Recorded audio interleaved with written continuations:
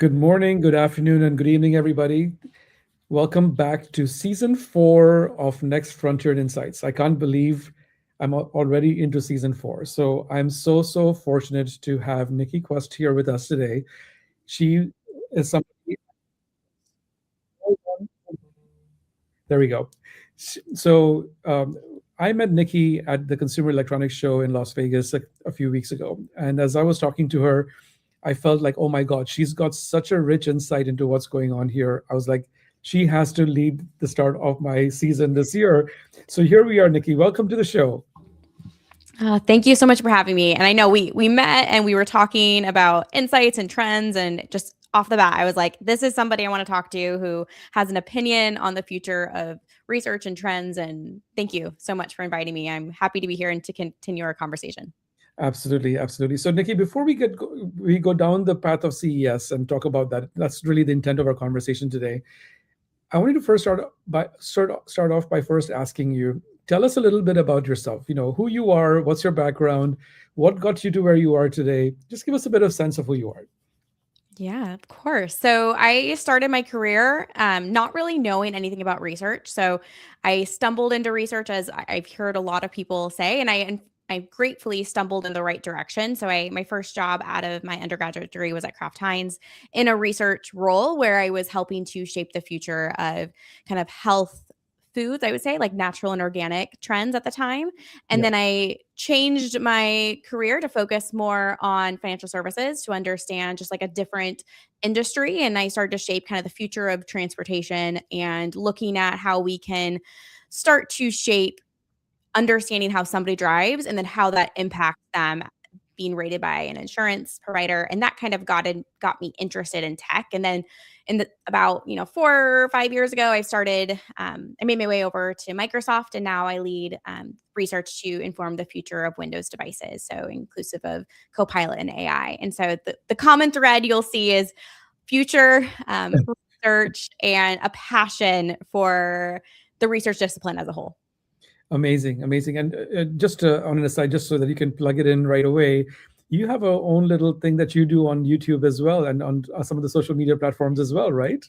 Yes. So one of the things I realized early in my career was there wasn't a lot of information. When I was first starting out, I was like Googling like what is a conjoint analysis? And then all these sources would say something totally different. And it was Yep. like academic versus corporate. And so I've just found I have a skill set I've learned. I'm so grateful for the people that have mentored me. And I don't have time to mentor people one-on-one in our crazy busy lives. So I post short content and long-form content on TikTok and YouTube as well. Amazing, amazing. And what is it called, just for the record? Data Driven Nikki. So you can either search by my name or at Data Driven Nikki on either of those platforms. Fantastic, fantastic. Well, thank you so much for sharing that. So I want to start off first by saying, okay, was this your first time at CES? And if it was, what was your first impression of your experience there? Yeah, so it was my first time at CES, and it was always a dream of mine, one that I didn't realize would come up. My CES plans came up really quickly in December, and when Mm. Insights Lighthouse reached out to me, and my first impression was, first off, it's a feeling. I don't know if you experience it, but when you walk in and you see all these people gathering to talk about technology at the Insights Lighthouse event, but then also CES, where everybody loves tech, there was like this feeling here, and there was just like a richness of innovation. And so for me, it was just like, oh wow, I want to go look there. Oh wow, look there. My brain, I feel like every day was just continuing to expand. Yeah, amazing. Yeah, as it is, like the sensory overload that's already there from Las Vegas is high, right? And then when you overlay with the CES part of it, it's like it's like almost like a an X factor of, like, say, TEDx, in a way, of a sensory overload, in a way. At least that was my first reaction to it. It was my first time too, and I was like, oh my gosh, this is a lot, you Yeah. know. So as you were looking at, it's obviously hard to see everything. Not everybody. I'd be shocked if anybody saw everything over there. But given the areas that you visited and experienced, talk to us about what areas did you go into? What did you see? What were your first, like, um, signals that you were picking up as you were interacting with people there and the exhibits that were there? Yeah, that's such a great question. And I will say, if anybody's listening or everybody's watching later, comment if you know a strategy to see everything, because I feel like I was there and I stayed as long as they would let me until they kicked me out of the show floors. And I would love to know, what is the strategy, because you can't see it all. But the things that I was hearing, and I have just a few things I was thinking about that I want to share. I think the first one was around longevity. Hmm. I think there is this sense of us as a society is changing.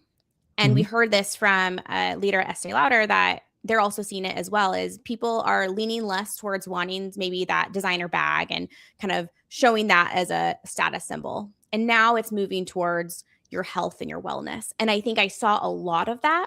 And it's Hmm. really interesting, because I always think health and wellness, I would think like not tech. You think of that, you're outdoors, you're trying to be healthy. Hmm. You're in the gym, you're, trying to sleep, but there are some really great things there as well. I also feel like I saw this trend of, there were brands that would have AI in their marketing materials, that they would just say AI, and there were other brands that talked about what AI did.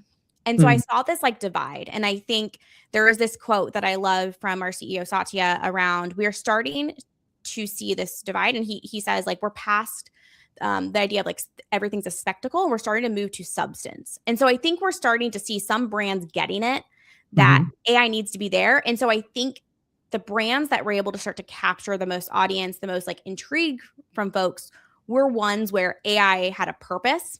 Hmm. And then the last thing I think I saw, it was interesting, was with the robots. There was some robots that were incredibly human. There were vendors that were showcasing their tech where, AI is helping to improve like the touch sensors on the robots or the hand gestures. But then we Hmm. saw very different, where there were robots that looked like a robot that was playful or fun, and it was more warm tech. And so I think we're also seeing this divide from tech that is maybe, I don't know, sleek, doesn't really have texture to it, that is cool and innovative and sharp, like sharp lines. Yeah. And then there's some brands that are trying to build their tech more warm, more, I don't want to say texture. I know that's kind of weird, but like it just gives it Sensorial, something maybe. different that's Yeah. new. And so I was liking that, like seeing that, difference out there, and kind of seeing what resonated with me and what was resonating with people I was with. So those are Mhm. some things that I saw, some themes. Yeah, there were a couple to your point. You're right. There were those that were like very like robotic kind of things. There were those that were like they could do gestures and activities that were like pretty sophisticated. Like there was the ones that were like tumbling and or doing like boxing or whatever. I was like, oh my gosh, this is pretty like I didn't expect to see that. Let's put it that way. Mm-hmm. And then there were some others that I saw which kind of like somewhat surprised me. There was one in particular where you walk up, it'll do like a selfie with you. I would do like the the gesture, that you know that was pretty cool. And then there was the one from this company called Love Ends. I don't know if you saw that or not, but it's a life-size doll, and the company does adult, sex toys and stuff like that, Mm-hmm. right? But they were launching this doll that was actually interactive. And the salesperson on the floor was saying to me that um, they want to offer this as a solution for people who want to have intimate conversations, but they are not having it with a person, they're actually having it with this Hmm. technology instead. And to me, Interesting. that was like literally not even on the forefront. It was like way past the forefront Mm-hmm. Mm-hmm. of where things are headed. And even though that's a stigmatizing category, but they were showing something that's actually possible, Mm-hmm. from an innovation perspective. And to Yeah. me, if that is where things can go, Mm-hmm. right? How does that redefine things for us from a consumer behavior perspective? Those are like the questions that were going through my mind when I saw that. Yeah, absolutely. Yeah, super interesting. Were there anything else that caught your attention? I'm just curious, besides robots, because Yeah. that was a dominant theme for all of us, I think. Yeah. So I think there was this one brand. I didn't get to see them in person. I was looking for them and I missed them, but I saw them in some of my preview when I was going through and seeing what brands were going to be there. It was Yeah. Wheel Move. It was a company that transforms wheelchairs, where you can basically make any wheelchair Yeah. a electronic wheelchair. And it was interesting because I was previewing, I had it on, and when I was at home and on the TV as I was just listening to people Media Day, like the live feeds from Media Day. Yeah. My husband was in the room, and as I was packing, and we were just talking about it, and he was like, "Oh, I actually saw one of those at the hospital. They came and demoed for us. They're really cool." Like he sat in one and was able to demo it, and so I was bummed I didn't go see it, but for him and me, like we were able to have this discussion about how much tech can be used to enable people who haven't been able to maybe or have difficulties to be able to maybe go on the lawn to go see a soccer game if they don't have an electronic wheelchair. Yeah. And their tech is enabling people to go on different terrains. It's very cost effective. And so Mhm. that was something that I didn't see at CES, but I saw pre-CES that I was bummed I didn't get to see because Yeah. that was really impactful. Yeah. And then I also saw and maybe we'll get into it, but there was Sarah Gem. They had their wellness home set up, and then we have Withings with their body scans. Those were a couple too that I also noted where Yeah. it wasn't robots, but they were integrating it in human lives in a meaningful way. That's Yeah. more longevity trend that I was interested in kind of learning more about. Yeah, I think I was with you when you were at the Withings booth actually. When you had to stand in line and get your Mm-hmm. intake of your health data, so to speak, right? Um, and I think those are examples of how AI is actually being integrated into the solution. I think that to your point earlier on the quote that you made, those are examples of companies that are actually figuring it out and are getting it in a way Mm-hmm. where AI becomes the engine. It's not something that you just slap on as a label, basically, right? Yeah, So, absolutely. so how what as you see all these things, obviously, I know you're not only just a foresight person, you're also thinking about consumer behavior and how that shifts. What were your thoughts about that? I guess that's kind of like where my mind keeps on going back to is like, Mm-hmm. how does this shift consumer behavior? Because it's coming, basically, right?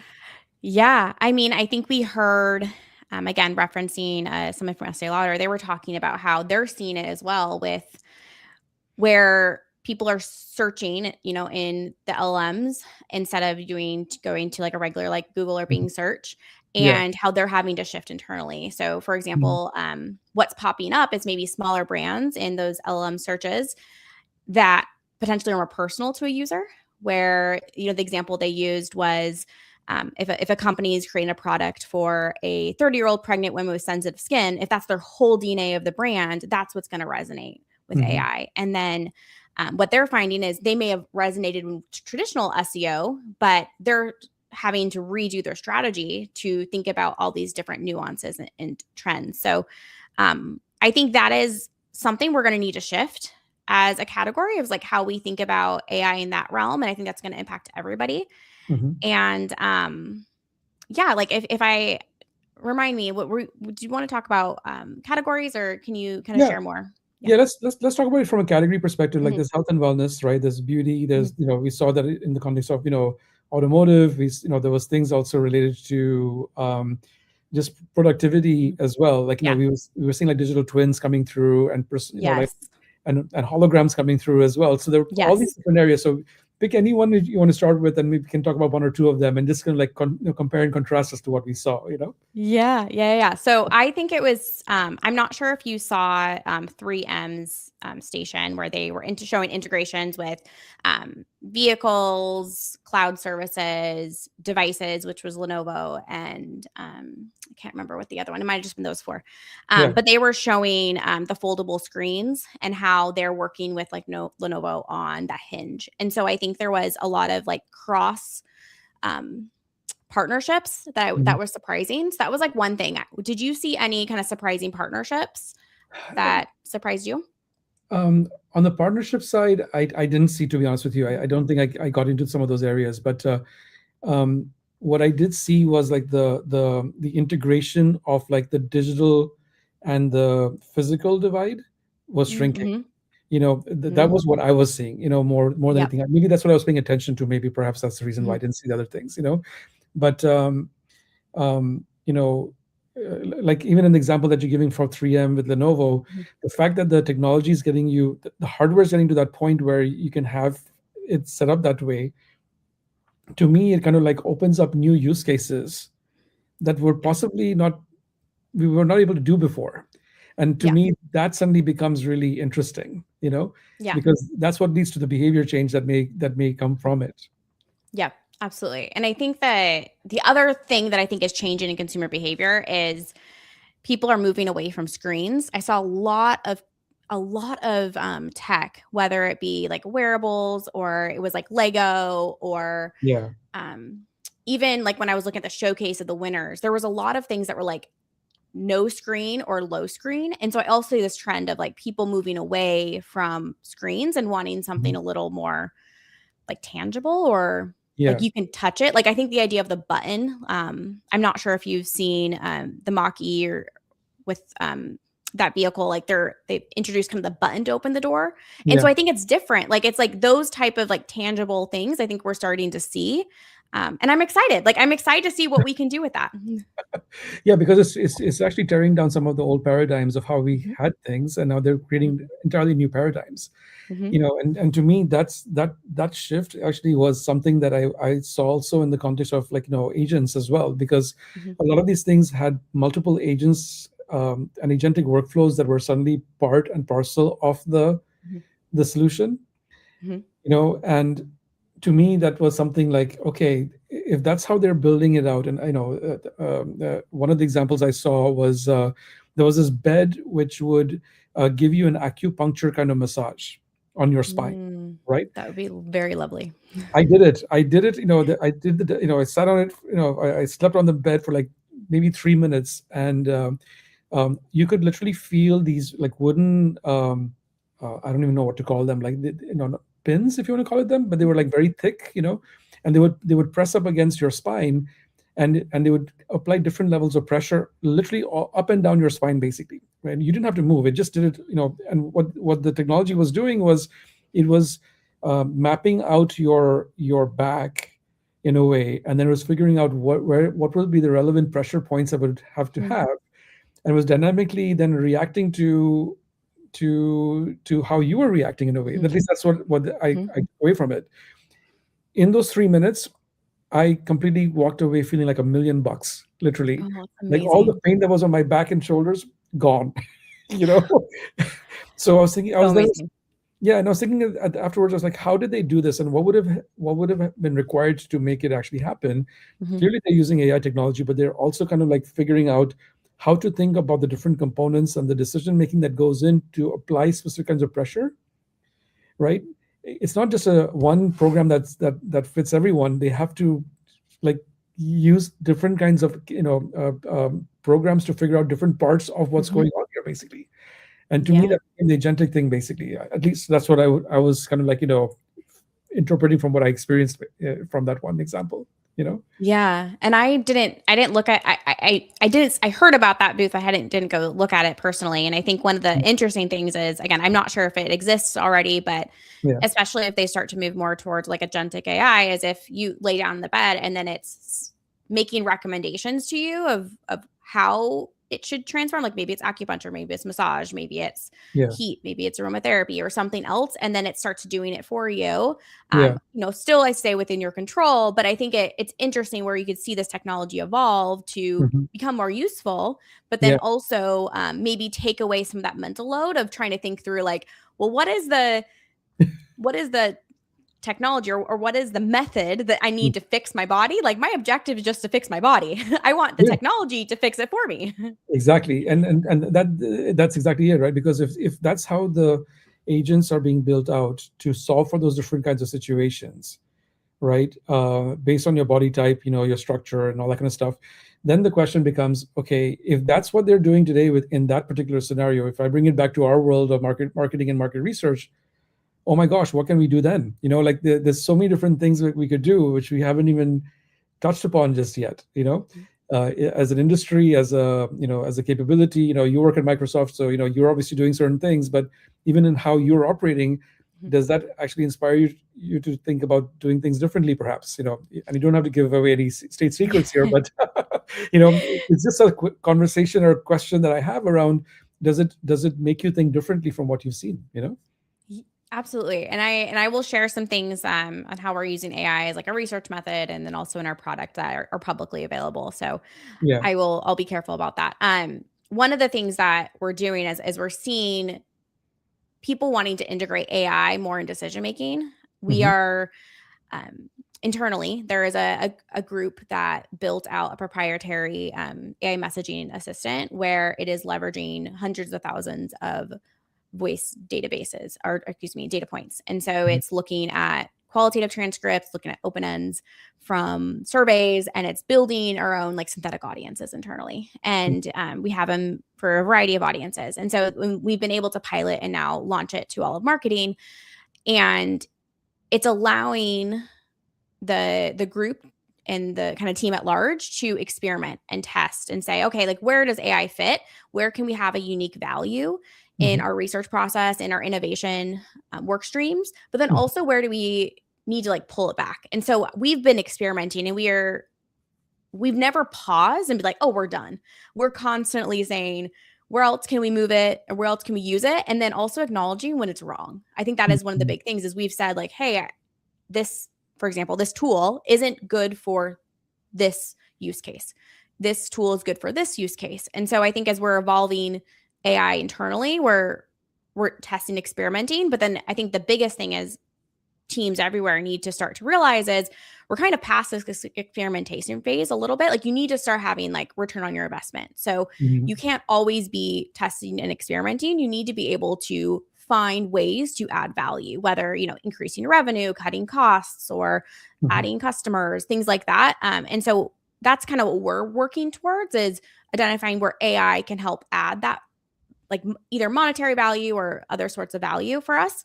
Hmm. And then I think as we're looking at and building kind of the future of Windows, I've done research on behalf of Microsoft, and it's published out there where we're finding that people that are using AI to make decisions are more confident, more ambitious, have more motivation, and they also feel a sense of relief afterwards. Hmm. And so what we're finding is these people that are using it in their daily lives are having some emotional benefits, and it's growing. So we're seeing there's actually like a shift in it over time where they're feeling more confident, or more people are feeling confident. And so that is like exciting for me as a researcher where, I can talk about that external because it's published out there, but Yeah. that's kind of what we're seeing is we're able to empower teams internally, but then we're able to build products that we know that can empower, I would say the world, but it's cheesy, but like we can empower everyone to be able Yeah. to leverage this technology in a way that's valuable to them.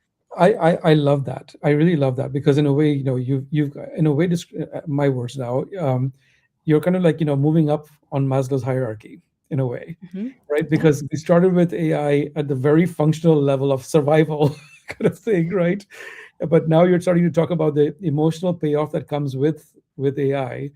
And if I just take myself as an example, like I'm a heavy user of AI. I use it every day, almost for like several hours a day in some instances.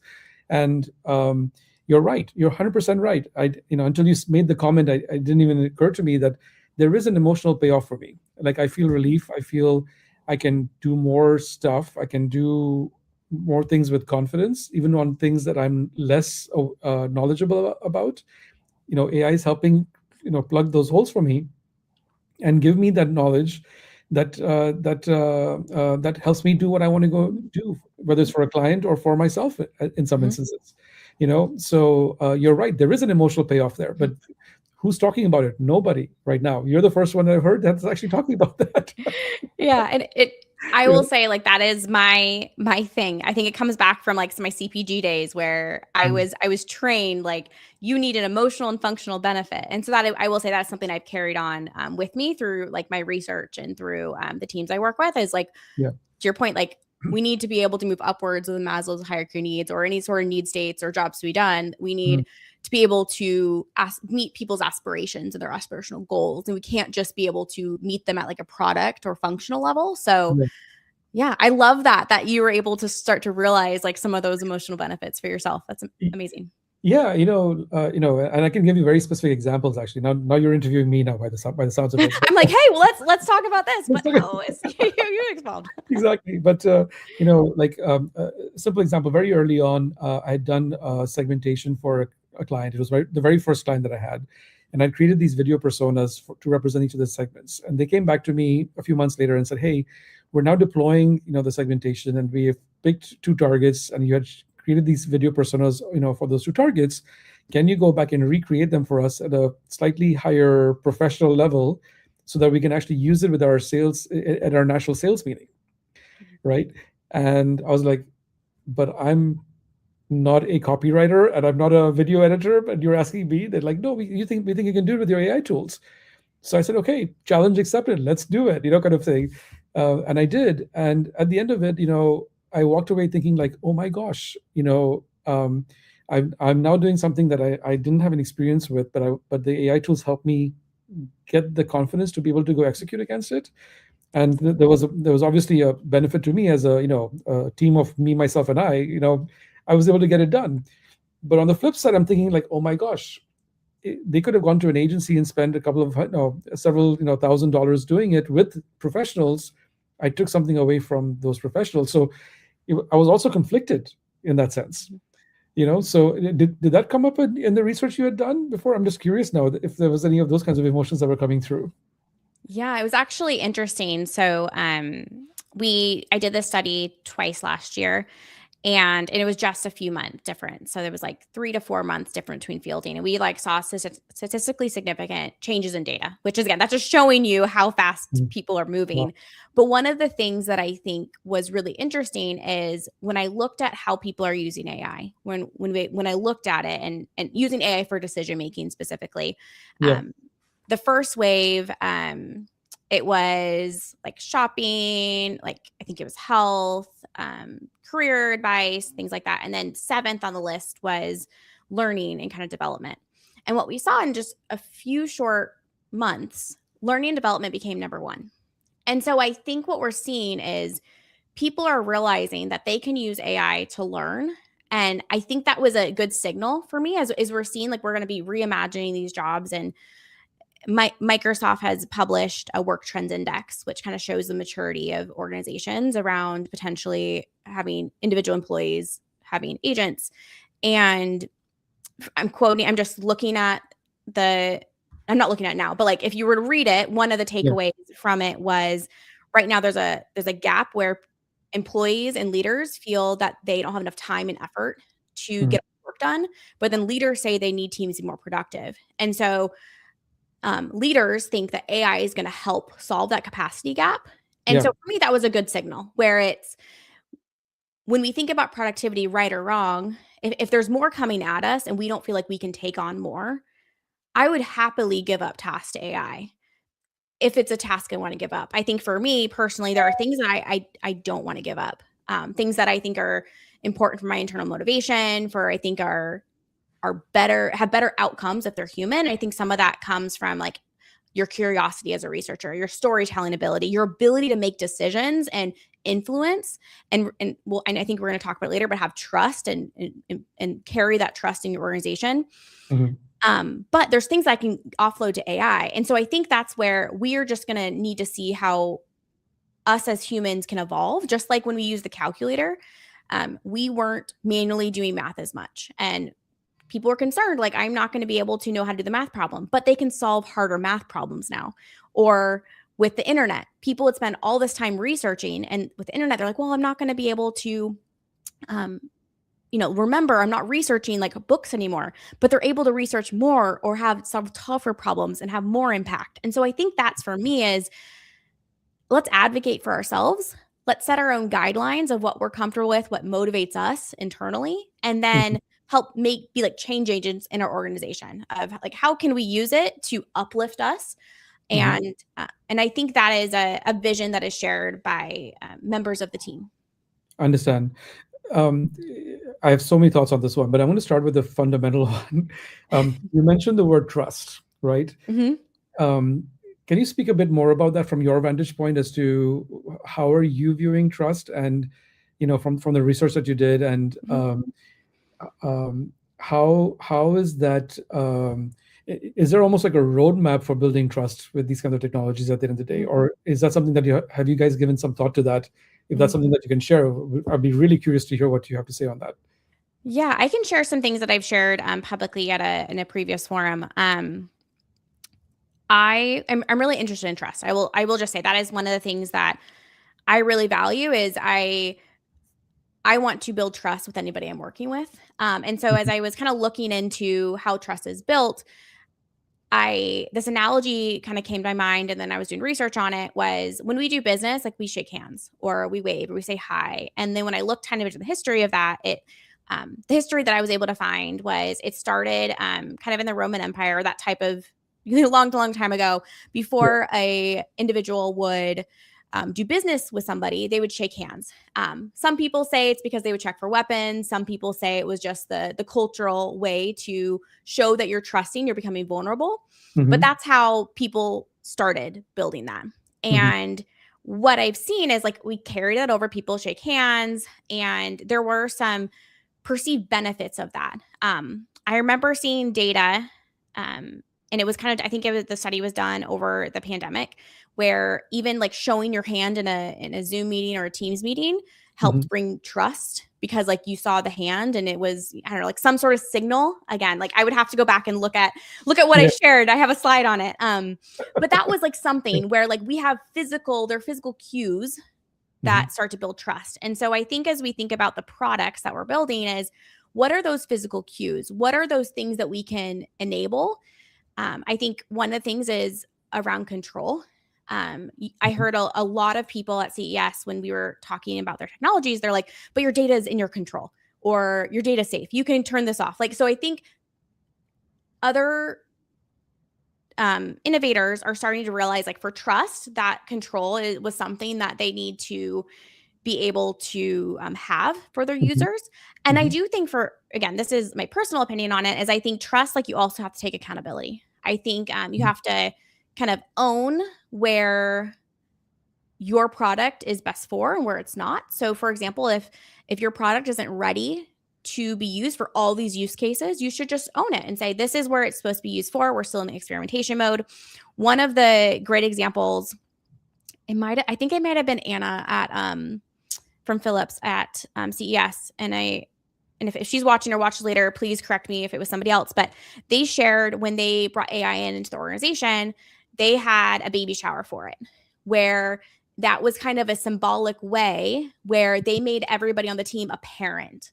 And so Right. they kind of treated AI tool as in a parental like love, where you're helping to guide it and build it up Hmm. and start to have it do little things for you so you can start to trust it. Yeah. But that didn't turn the people on their team into critics. And so that Hmm. was an interesting kind of thought of whether you're deploying AI or deploying new tech or integrating it in and trying to build trust, like own kind of what your identity is and be specific about that. Hmm. Um, and then the last thing I'll say on this is there was a study done. I can't remember the words they used, but the takeaway from the study was words matter. What you call somebody matters, Hmm. and or what you call something matters. It gives it a sense of identity. And so I think that is, as we're thinking of ourselves as researchers or as product builders, be careful with how we label things. Be careful. Are we giving it enough credit? Are we giving it too much credit? Because that could impact someone's ultimate perception of you and your brand. And so Hmm. I think that is also the way you communicate it can influence your ultimate success and building I, trust. I love the way you framed it up, and I love the parental, baby shower analogy. I must have missed that part of that session, but it's a great analogy for how you can actually grow something and scale it over time, because the child will grow, and you Yeah. have to be with it, right, through thick and thin, so to speak, kind of thing. So it's a great analogy. I want to just pick on one thing. I'm going to move on to something else after that. You use the word identity, right? Mhm. It's not just giving AI the identity; it's also how it affects your personal identity because of AI as well. Is that something that you're seeing, or any signals around that? Are people feeling threatened that their identity is being questioned because of AI being able to do certain things that they would do previously? I'm just curious Mhm. to hear from you if Yeah. you've seen something along those lines or not. I think in the state of the world we're in right now, I think a lot of people are worried about their identity. I think a lot of people have things to be concerned about in just the global landscape. And I think that is aligned, and sometimes it's correlated with tech and sometimes it's not. It's just happening at the same time. But I think how we are designing tech can help people feel to give them a sense of identity, or sometimes it can make them more fearful of that. And so, for example, there's in the news, there's been a lot of talk about layoffs. There's been a lot of talk about things of that nature. And so I think when people see, new tech, there is this fear of, I'm going to lose my job, or my job's going to be displaced. While I can't speak to the science behind that, or the data behind that, because I don't want to misspeak, because I've seen differences of data and I'd want to look at the most recent. I believe we're going to evolve. I think my opinion is I'm very optimistic, and but I do believe that people that are using tech and using AI are going to potentially have an easier time down the line finding jobs, or giving them a sense of identity. And in my opinion, is it just continuing to learn and to continue to grow. It's this is just another tool we need to be able to become an expert at. And I think another piece of your identity, while it's not opposing views, it's yes and, is there's a lot of talk at the conference, and just personally also I really align with that. Your identity also isn't solely with the tech. You also need to figure out your human elements. And so I think when you're creating your identity and upskilling your own identity, you're trying to figure out the tech and learn the tech and make sure that you can be the owner of your tech in the future. But you also need to work on your curiosity, your storytelling, your trust, and some of those other human elements, because I think that is your advantage. And if you're concerned about it, if you're concerned about, kind of the world dynamics right now, focus, I think, on what you can control. And that's how I'm getting through it, is what can I control? And for me, it's working on upskilling myself in the technology, but also working on emphasizing and honing my own human craft. Understand. No, I get that. And and the thing that I like you were talking about, the hand gestures, comment that you made, that you were researching that. Something I've been researching more for fun than anything else is that if you look at all the major disruptions and transformations that have happened over the last 1,000 years, I'm not looking at the last 10 or 100 years, 1,000 years, right? In every instance, there was a shift that happened, whether it was an economic shift, there was a productivity shift, there was whether it's the start of the steam engine, or the first printing press, or whatever it was. It shifted something in terms of how humanity was progressing, right? And with this particular one, I feel like the big shift is not just about productivity and efficiency and knowledge; it's also about identity as well, because it's threatening the way people see themselves, because the work that they were doing for the last 70 years is suddenly being now done through AI for the most part. Right, and that it can make you feel fearful, but it can also give me the big opportunity in terms of, if that's happening, then what are those other areas that we have not been spending our time on, that we can spend time on and innovate against that. And I think it's going to force all of us to become a lot more creative and innovative as a consequence of that. And I don't think we've used that muscle as much as we need to, quite frankly speaking. I could be completely wrong, but that's kind of where my headspace has gone so far. So yeah, no, and I agree. I think we need to be. The other thing I'll just add is, I know I've said it earlier, but advocating for ourselves, sharing the feedback on when these new technologies are hurting us or not. This one quote has stuck with me since early in my career. Was I had a manager. I was building up this work, a all day workshop. And I was discussing who to invite with my manager. And I was oh, I should invite these two people. And she told me, no, they don't really talk. They don't really share thoughts. And so they would just be an additional seat at the table. And so I think that made me clear. I mean, again, we ended up having, that wasn't the end of the conversation, but what stuck with me was, if I'm going to be in a room, I want to make sure I'm speaking up and advocating for myself. And I Yeah. think we need to do that. Like, I think we need to do that. And then again, somebody else, I think at the conference, I think Anna also said, like, we want to create our own tables as well. So I think Yes. it's Yes. advocating for yourself. Like, if you're worried about this at your organization, or you're worried about this in your industry, Mhm. how can you advocate and speak up? Because you can't change anything. You can't make decisions at the table and be a part of the change if you don't speak up. And so I think that's my advice for everybody. Amazing. I totally agree with that. Totally agree with that. So let's talk about decision making for a second, because that's the Mhm. other thing I feel like, you touched upon this from the work you've done and what we were seeing at CES. I feel like, with AI, we have to get a lot more explicit in how we make decisions, because AI can then, for some of these tools that we saw, I'll call them tools, or solutions that we were seeing, the ones that were on the early adoption side of it. Um, what I felt is that they were actually very explicit on how those solutions would decide on your behalf, Mhm. right? And to me, that required, there's probably a mental process of what we typically do. They figured out a way to make it explicit and have it reflected through the technology using AI, generative AI tools. And that part, I think, is the new frontier that I think is starting to emerge. Mhm.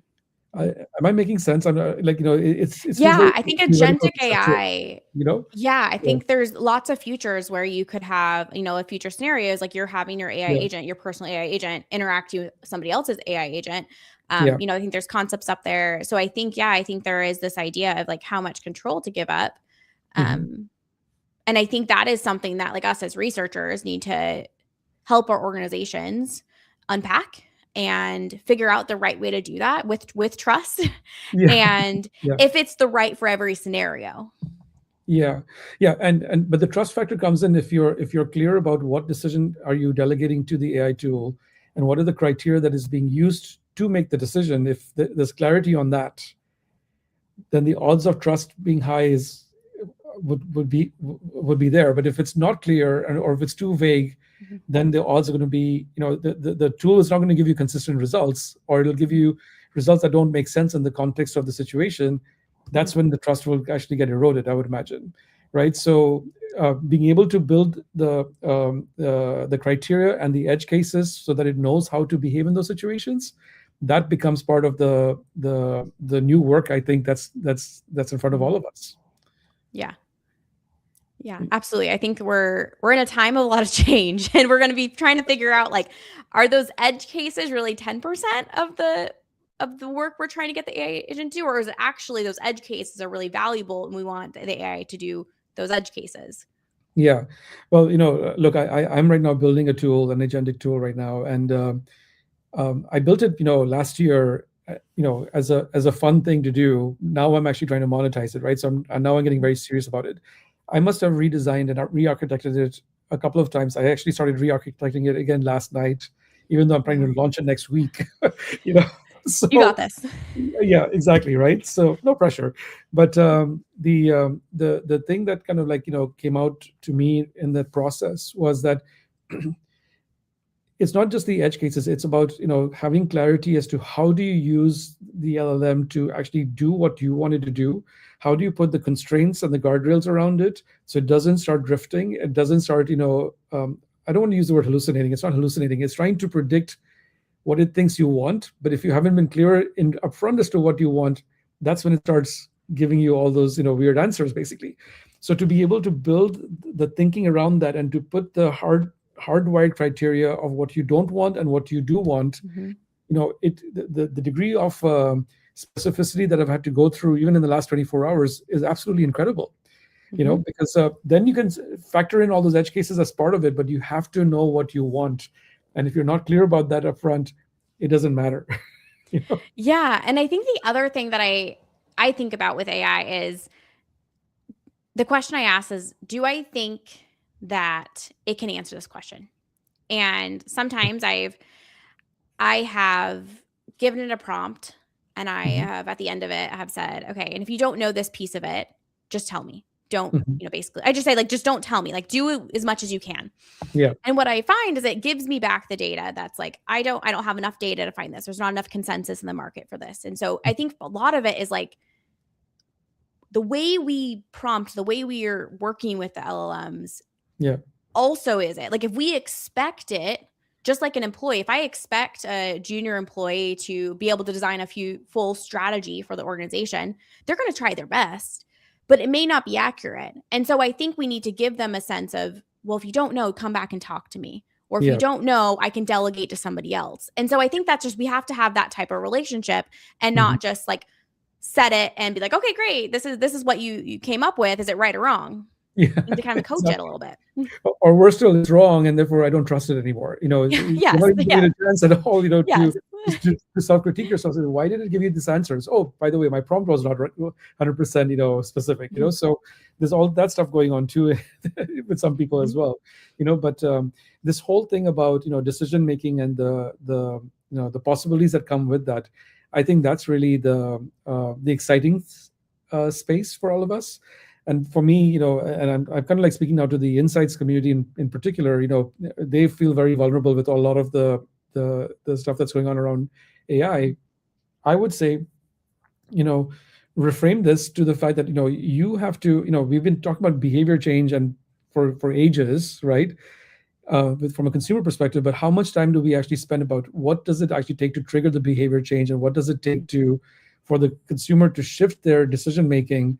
Now, if you're going to ask AI to figure that out for you, what do you need to tell the AI tool to help you figure that out? Mhm.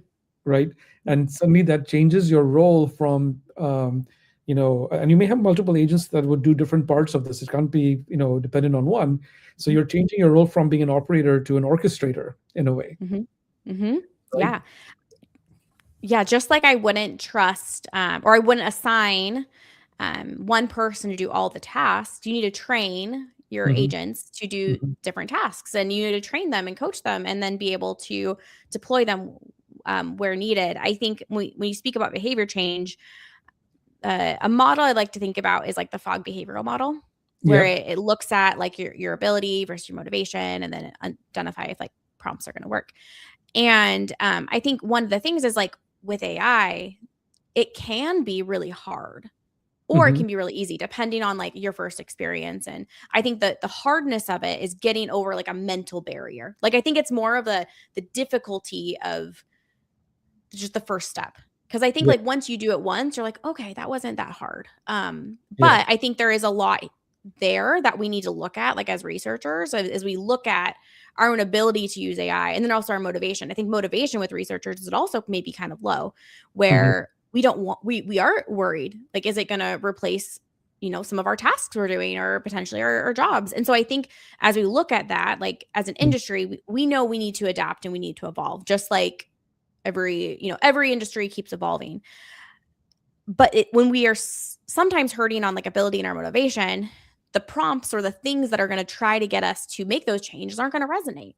And so we need to either have really high motivation or we're going to have, make it super easy, or, a mixture of both. And so I think, again, I don't really have a solution. I think that's just like when you were Yeah. talking about behavior change in the industry, like for me, it's like we need to solve a motivation issue and an ability issue. Yeah, the motivation one, I have lots of thoughts on that one. It's starting with the fact that, like, we can't continue to do things the way we did in the past. I think those days are gone. And we have to be willing to literally blow up our, existing business models that we've got for our insights work and redefine it completely from scratch.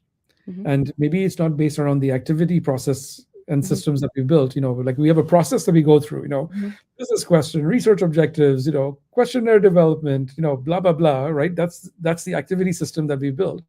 And what if we were to redesign it around decision systems instead? Hmm. And Yeah. then the activities flow from that. Hmm. And how would that work? And I don't think I've seen anybody just do that yet, but I'm just wondering if that's the new frontier or the new paradigms Hmm. that will start emerging because of these technologies that are now becoming available, whether it's AI or robotics or Hmm. anything else that may come along as well. Yeah. Yeah. Something I'm contributing to our Microsoft team is we're doing a playbook, a research method playbook now with inclusion of AI. Like, what are the research Yeah. methods and how do we do that? And I'm in charge. I'm working on value prop and kind of new product development. And one of the things I laid out is I kind of flipped the slide a little bit. I was like, instead of us thinking of methods, let's think of objectives. What is the decision Mhm. we're making? What's the objective? And I think Yeah. how I built out was like, this is an objective. How can it be answered? Qual, quant, AI. Like, and so I think like for me, it was like listing out all the objectives that Mm. are part of this and then figuring out the right method. And so I think I agree. It's like we need to be focused on outputs, decisions, objectives, and Mhm. let's focus on the method, because I think we're researchers. We are curious. We always want to think about different method. I think we just need to flip it a little bit. I agree with you. 100%. 100%. In the interest of time, I want to ask you two more questions, and you can decide how long or short you want the Yeah. answers to be. So the one thing is that, you saw a lot, right? And you were obviously Mhm. connecting with the work you're doing, within your organization as well. Like you were describing, the papers that you published last year. If you're looking forward now, right? Mhm. Is there one particular trend or edge case or signal that you picked up from CES Mhm. that really got you thinking differently? Yeah, I think I'll share one that's probably more personal to me that Mhm. I think I'm really passionate about. Yeah. I can't remember if you visited the auto booth. I think it's auto, Yeah. like it's that fertility app. Oh, yeah. I Um, was there. I was there. yeah, Yes. Yes. yeah, Yes. Yes. yeah. Yep. Yep. Um, they're still doing their case studies, but Yeah. one of the things that resonated with me was their data point on couples that are going into doing fertility treatments. I think it was like 20% of the time they're successful. And then now with this empowering AI into their database and in their app and their biometric techniques, they've got Yeah. it down to 80%. And so for me, like this is something that is empowering me. Like if we can be able to solve some of these issues, because like again, that from a personal standpoint that's really meaningful to me, but then also from like a technological standpoint, like this is just a breakthrough if we can do that, because there's a lot of people that struggle with it. And so I'm excited to learn more from them and then just in the industry to see how we can make change, because there's a lot of problems that I think we thought just were unsolvable or just unknown. And I think with AI and technology, I'm interested to see like how we can solve some of these big issues Mhm. and try to create a better world. Like I know that's so idealistic, but Mhm. really like I think we're at a point now where me personally as like Nikki, an employee, I can be leveraging AI to solve problems for me that my own brain can't solve. And I think that is what I get excited about is the linkage between problems and having technology help us solve them. Yeah, when you first mentioned auto, I completely forgot about that case, but it was actually pretty mind blowing in terms of Mhm. what they're doing. I think it's a Canadian company, if I'm not mistaken, or there was somebody from I Canada can't remember. who was there. It Mhm. was a very tall gentleman, is what I remember, who Mhm. was standing at the booth, and he was talking to me at one point. But um, the you're right. The technology can solve some of these problems that we didn't think were solvable before. The other part to that, I think, also was the fact that it's tapping into the emotional side of our lives. Mhm. Like you said, it's very personal to you, right? As Mhm. I said. So, um, to me, the fact that this technology can start also tapping into that and making it into something that can influence our emotions, I find that very fascinating as well. Mhm.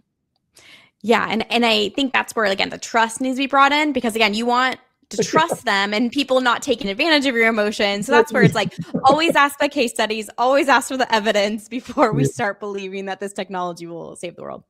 Amazing, amazing. So, last question, Nikki. Would you go back to CES again or not? Oh, absolutely. Like I would love to go back. I would love to walk the floor, go to the Insights Lighthouse event, meet people. Yes, 100%. 100%. Okay, I lied. It wasn't the last question. This is my last question. So, as you think about, what you saw at CES, what you've been doing, at your company, and for you personally, as you think about what's going to happen in 2026, and maybe even into 2027, what would be that one piece of advice that you'd give to people? As like you said, the news is not that great right now. There's a lot of concerns and anxiety out there. Of course, there's that part of it. There's also opportunities and there's excitement happening at the same time. So in a way, that's also a polarization of our lives right now too. But as from your vantage point, what would be that one thing that you would say to people that would make them reflect on what's going to happen in the next few months? Yeah, I would suggest they have a like inner discussion, inner workshop, or however you want to call it. Like basically like come to a decision for you personally on what motivates you as a human. What is like the things that motivate you Mm-hmm. and the things that you don't want to lose about your job, about your life, about, what makes you happy. Mm-hmm. And then brainstorm the things that you don't like, the things that are annoying, the things that are frustrating, the things that potentially are just take too much time. And Mm-hmm. then see if you can find a way to hone in and spend most of your time on the things that you love, Mm-hmm. and then use AI or tech to do the things that you don't. And so for me, because I've had that like internal, I would say like figured out what motivates me, I've been able to internally advocate for myself in the research team is like I want to work on the projects that are highly human or highly like strategic. And I want to use AI or use other forms of tech that potentially are more executional or more tactical. And I think like figuring out what motivates us is very different. Like I have a colleague who potentially would love to go in the weeds and start making AI agents. For me, that doesn't make me happy. Like I Mm-hmm. rather be talking one-on-one and doing some ethnographies. And so neither are wrong. It's just we individually need to find like what is the most motivating for us and Mm-hmm. then figure out with confidence what we want to delegate to AI and then what we want to keep internal to ourselves. Amazing, amazing, Nikki. I don't know if you realize, but we've been talking for almost an hour. It's gone by so fast. It's gone by so fast, exactly. So thank you so much for being so gracious with your time, and coming and being our first episode for the year in 2026. So thank you so much for that. Thank you so much for sharing your perspective from CES and even your perspective from the work you've been doing at Microsoft. So I can't thank you enough for being here.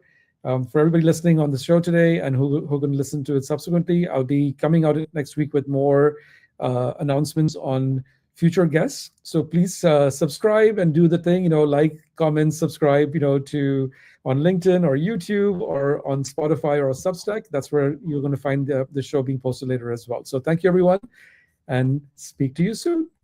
Bye.